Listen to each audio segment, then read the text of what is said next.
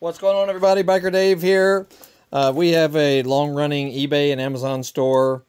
Been going for 20 years. Motorcycle-related parts and specialty tools are mainly what we sell.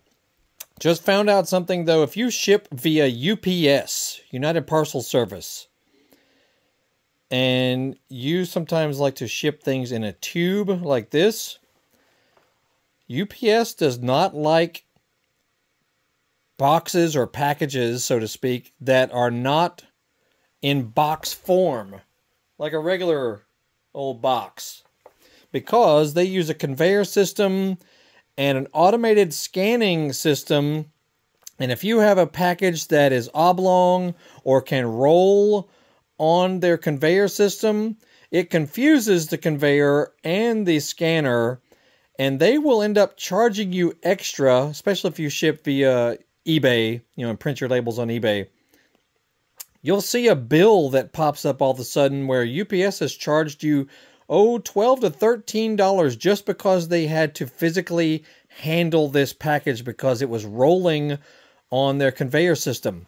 Very strange. I've never noticed this until recently, in 2024. So anyway, I do not recommend you ship tubes via UPS. Try FedEx, try DHL, try USPS.